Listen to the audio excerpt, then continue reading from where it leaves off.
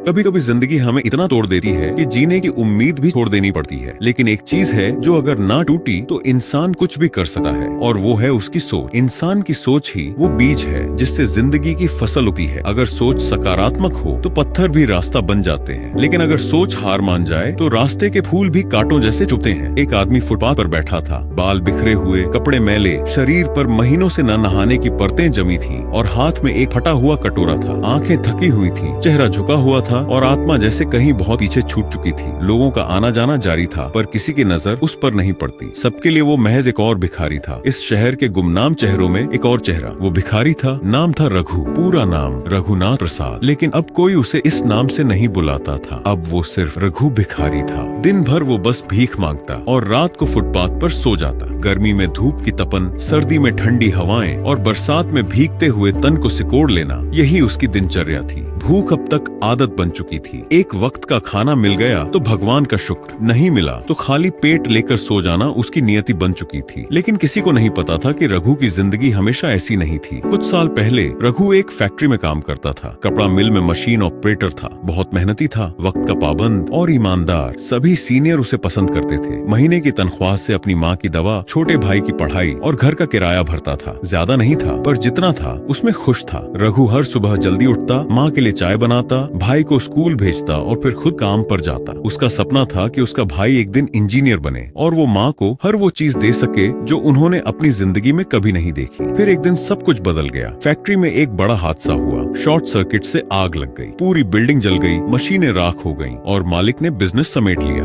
देखते ही देखते रघु की नौकरी चली गई। रघु ने हार नहीं मानी। वो रोज काम की तलाश में निकलता। एक दिन दिल्ली की फैक्ट्रियों के चक्कर लगाता, दूसरे दिन गुड़गांव की दुकानों में पूछता, लेकिन हर जगह एक ही जवाब, अब भी काम नहीं है या हमें अनुभवी आदमी चाहिए। हफ्ते महीनों में बदले, लेकिन नौकरी नहीं मिली। घर का किराया बकाया हो गया, माँ की दवाइयाँ बंद हो गईं, भाई की स्कूल की फीस भी नहीं भर पाया और एक दिन मकान मालिक ने घर से निकाल दिया। रघु, उसकी माँ और छोटा भाई तीनों सड़क पर आ गए। माँ की तबीयत दिन ब दिन बिगड़ने लगी। उन्हें दमा था, लेकिन रघु के पास इतना भी पैसा नहीं था कि वो दवा ला सके। और एक दिन माँ चल बसी उसके हाथों में। माँ की चिता जल रही थी और रघु की उम्मीदें भी।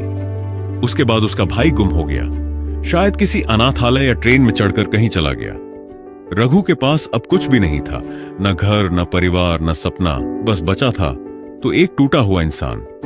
उसने कोशिश करना छोड़ दिया। सोचा, किस्मत ने धोखा दिया है, अब जो है बस यही है। उसके अंदर का रघुनाथ मर चुका था, अब बस एक रघु बचा था, भिखारी रघु। दिन गुजरते गए, सड़क पर रहना अब आदत बन गई थी। वह भीख मांगता, लोग उसे अनदेखा करते, कुछ सिक्के फेंक जाते और कभी कभी बचा हुआ खाना भी दे देते। वो खाता नहीं था, निगलता था, क्योंकि अब स्वाद का एहसास मर चुका था। और फिर एक दिन एक छोटी बच्ची उसके पास आई, करीब 10 साल की, फटी पुरानी स्कूल ड्रेस में, लेकिन आंखों में एक अलग चमक थी। उसने अपने टिफिन से एक समोसा निकाला और रघु की ओर बढ़ाया। रघु ने थोड़ा झिझकते हुए समोसा लिया। बच्ची बोली, आप भी कभी स्कूल जाते थे ना अंकल? रघु ने उसकी तरफ देखा और सर हिलाया। हाँ, बहुत साल पहले। बच्ची मुस्कुराई। फिर तो आप मुझसे ज्यादा समझदार हो, आप भी कुछ बन सकते हो। मेरी टीचर कहती हैं, सोच बदलो तो सब बदल जाएगा। रघु के होंठों पर एक हल्की सी मुस्कान आई। वो मुस्कान बस होंठों की नहीं थी, वो उम्मीद की एक छोटी सी किरण थी जो उस अंधकार में झांकने आई थी। उस रात रघु ने पहली बार खुद से सवाल किया, क्या मैं वाकई इतना बेकार हो गया हूँ कि कुछ कर ही नहीं सकता? वो रात उसे सोने नहीं दी। वो आसमान की तरफ देखता रहा, तारों से पूछता रहा, क्या कोई रास्ता है? और सुबह जब सूरज निकला तो पहली बार रघु के अंदर भी एक उजाला था। उसने तय कर लिया,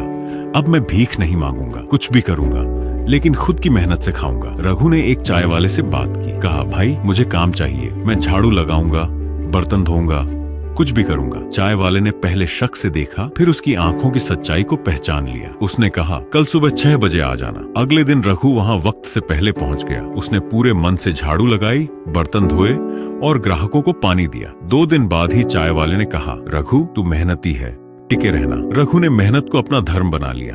वो हर दिन नई चीजें सीखता, कैसे दूध उबालना है, कितनी पत्ती डालनी है, ग्राहक से कैसे बात करनी है, पैसे कैसे संभालने हैं। वो नोट भी पढ़ना सीख गया, जोड़ घटाना भी। 6 महीने में उसने कुछ पैसे बचा लिए, रोज का थोड़े थोड़े करके जमा किया। और फिर एक दिन उसने एक छोटी सी चाय की रेहड़ी खरीद ली, पुरानी लेकिन साफ। उसने खुद उसका रंग किया, बोर्ड लगाया और पहली बार अपने हाथों से चाय बनाई। पहला ग्राहक एक रिक्शा वाला था। रघु ने मुस्कुराकर चाय दी और कहा, भाई पहली कमाई की चाय है, आशीर्वाद देना। और फिर धीरे धीरे उसकी चाय मशहूर होने लगी। उसके चेहरे पर आत्मविश्वास लौट आया था। उसकी मुस्कुराहट अब सिर्फ जुबान की नहीं, आत्मा की थी। आज उसी फुटपाथ पर जहाँ कभी वो भीख मांगता था, वहाँ रघु की रेहड़ी के सामने भीड़ लगी रहती है। उसकी चाय की खुशबू और उसकी कहानी दोनों लोगों को खींच लाते हैं। रघु अब सिर्फ एक चाय वाला नहीं है, वो एक प्रेरणा है। लोग उसके पास बैठते हैं, चाय पीते हैं और उसकी बातों को सुनते हैं। कई युवा उससे प्रेरणा लेते हैं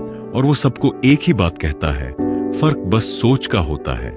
सोच बदलो, सब बदल जाएगा। उसकी रेहड़ी पर एक बोर्ड है, सोच बदलो, जिंदगी खुद बदल जाएगी। और नीचे लिखा है, कभी मैं भिखारी था, आज मेहनतकश इंसान हूँ। फर्क सिर्फ सोच का था। अब रघु दूसरे गरीब बच्चों को भी पढ़ाता है। शाम को उसकी रेहड़ी के पास कुछ बच्चे आ जाते हैं। वो उन्हें ABCD सिखाता है, गिनती सिखाता है और फिर एक दिन कहता है, तुम्हें मुझसे बेहतर बनना है। जिंदगी कितनी भी मुश्किल हो, जब तक आपकी सोच मजबूत है, आप हार नहीं सकते। रघु ने हमें यही सिखाया, हार मानना विकल्प नहीं है। और अगर कभी जिंदगी में अंधेरा लगे तो बस याद रखना, किसी की एक बात, एक मुस्कान और एक सोच पूरी जिंदगी बदल सकती है।